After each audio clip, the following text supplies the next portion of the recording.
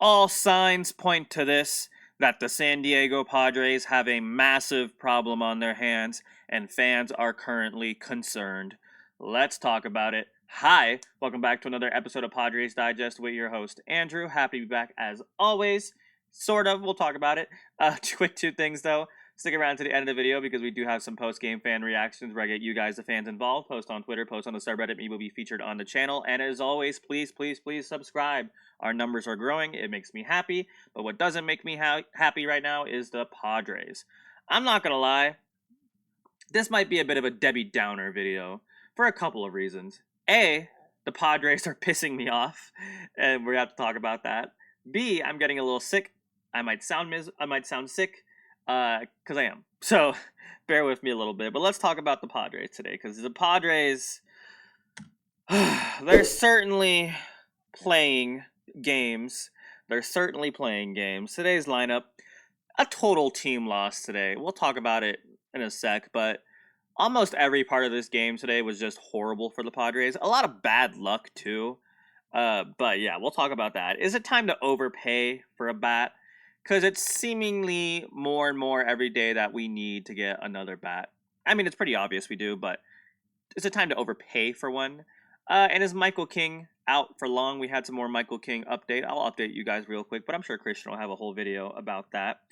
But yeah, it's time to not address, but it's time to beat down the dead horse over and over again about the fact that our bats are playing horribly.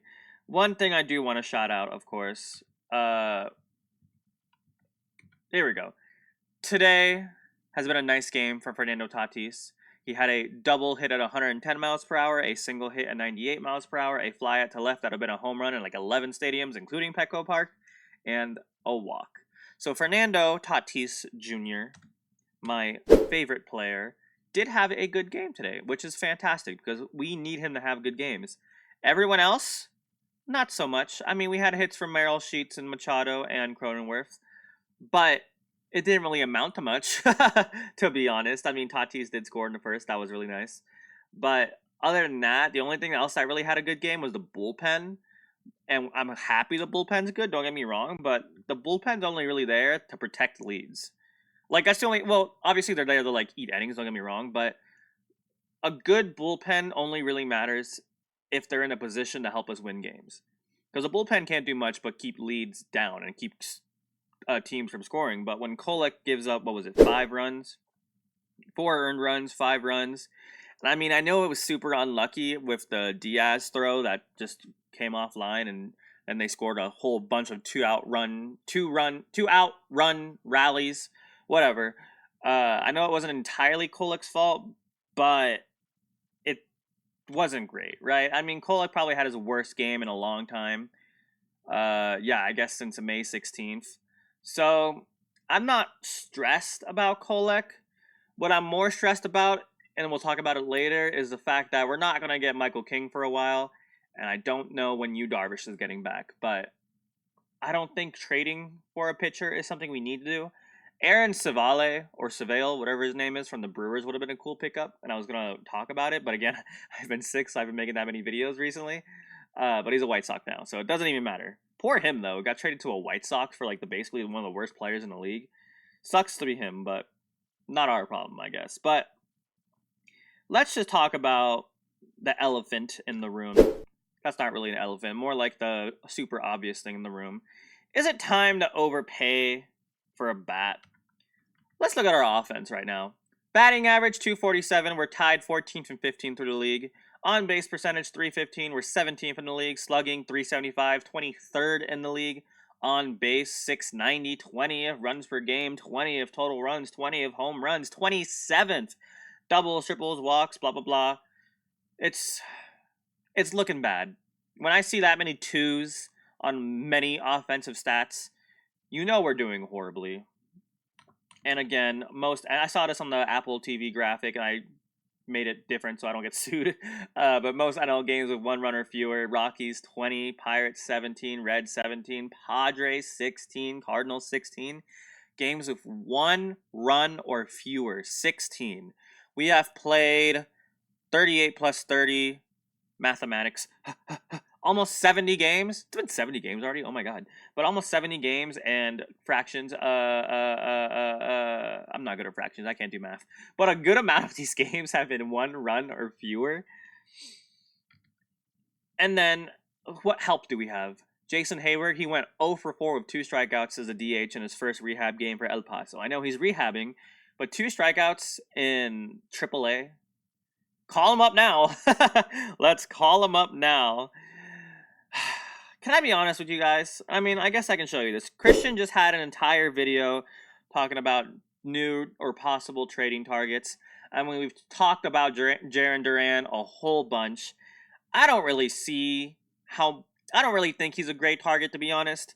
The ones I brought to you guys I liked better, like Luis Roberts. I mean, I did kind of like seeing Austin Hayes, and we talked about that. And by we, I mean Christian talked about that in the other video, the last video. I'm going to be 100% honest with you guys, and this is the most Debbie Downer thing I can possibly say. It doesn't matter at all who we pick up. It doesn't matter who we trade for. It doesn't matter what hole we fill. It does not matter at all because this offense, team-wise, cannot produce. One batter is not going to change this team's offensive outlook. Maybe slightly, but unless our star players start hitting consistently together, no one player is going to change any dynamic in this team.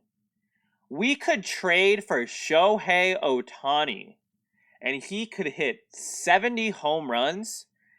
It's not going to change the overall dynamic of this team. It's just not. I mean, maybe a little bit, but the fact of the matter is, this team cannot consistently hit together. Baseball is not a singular player sport. We don't need LeBron James. If LeBron James was on this team, it wouldn't change anything. What needs to change is the fact that this team needs to start hitting together. Because obviously we're not slugging. We need to start hitting together. And not a single trade. We could get a catcher. We could get a left fielder. We can get the best ones in the league. It is not going to change that much for this team.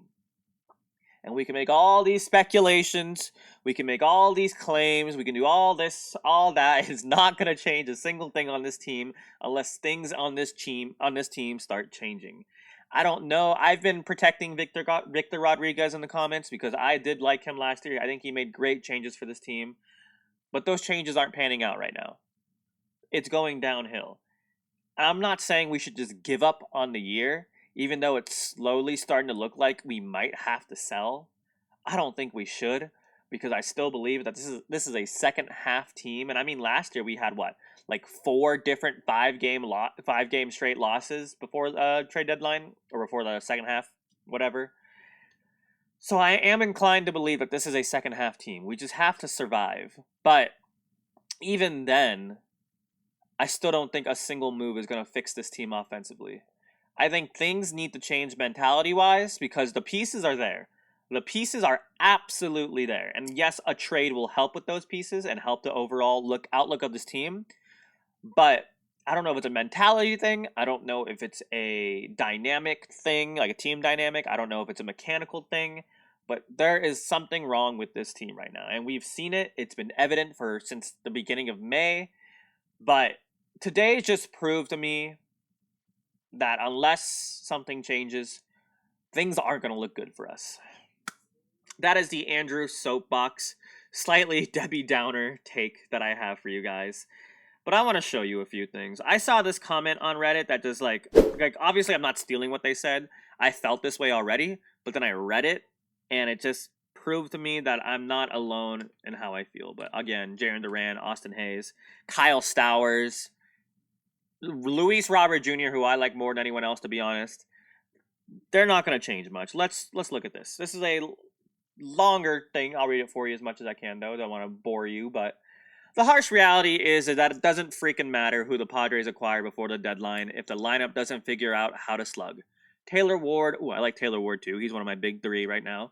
But Taylor Ward or Luis Robert or Ramon Laureano or Ryan O'Hearn can join this team and slug .600 for the rest of the season, and it'll prove the team by maybe 2 wins if the rest of the lineup doesn't figure its stuff out. And let's be honest, any of those guys would become a Padre and immediately forget how to hit. True, we are cursed. Even during their hot start, the Padres were not a good home run hitting team. They just hit enough home runs to complement the rest of the offensive attack, but since the start of May, excluding today's game, which will only make these stats worse, the Padres, fully healthy almost that entire time, are 4th to last in the league in home runs and slugging, and 2nd to last in ISO. Since their last swoon really kicked into gear on 5/16, they're tied for 2nd to last in home runs and dead freaking last in slug and ISO. Maybe it's poor swing decisions, maybe it's the wrong approach angle, maybe it's bad luck, maybe it's devil magic, but it's who this team is at this point, and there's no longer much of a reason to think they'll eventually figure it out. Edit. And for the love of God, shake up the lineup. It literally cannot get worse. Thank you to Island's Fine Dining for that wonderful comment. Yeah, I mean, today we had some bad luck. Don't get me wrong. We could have had 4 home runs in different ballparks, or 3 or 4, whatever it was. We could have, but we didn't, and then it doesn't matter. Could have doesn't matter. All that matters is a loss, and that's what we have. And all that matters is that this offense has problems. And you know who else has problems? Michael King. So I think it was earlier today, Blake. Words. I think it was earlier today. Mike Shildt announced that Michael King can't even pick up a ball anymore. So a few weeks in, and Michael King still can't pick up a throw ball, has no conceivable timeline on a return. That's to be expected, as honestly 99% of Padre fans knew that slept on his shoulder was wrong, was code word for he's out 3 to 4 months. And I have a quote from a SI article. According to Dennis Lin, sports neurologist Dr. Elon Donan, that's a cool name, who is yet to examine or treat King, hypothesized that the right-hander's symptoms may stem from a herniated disc in his neck, which would not be uncommon for a baseball player. No matter what is ailing King, a return before the All-Star break has become increasingly unlikely, said Lin. King has not had a timeline for return since his diagnosis, and the steps he has taken toward pitching again are minimal. I can read.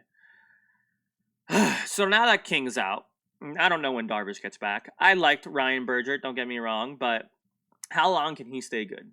How long can Kolek stay good? Things are not looking good for the Padres. And I know I'm being a Debbie Downer. I know I'm overreacting. I know I feel awful and I'm taking it out on the Padres right now, but there's not a lot that gives me hope right now in this team. I mean, there is. Tatis looks good. There's numbers. There's metrics I could show you that show the Padres should be starting to hit well again. But until I see those metrics play out, I am not holding my breath. Sorry to be a Debbie Downer. Let's just talk about our Friar Faithful feed.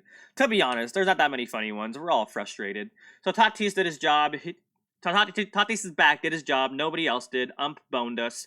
We missed 3 home runs that are out of the yard in most ballparks. Yeah, to be honest, I don't think the umpire boned us. I mean, if he would have made that throw, he would have been out at second anyways, unless they were trying to do like a rundown kind of deal, but I don't think he boned us. I mean, the rule makes sense. And to be honest, we still would have lost. So, I'm not going to blame this game on the ump, and neither should you guys.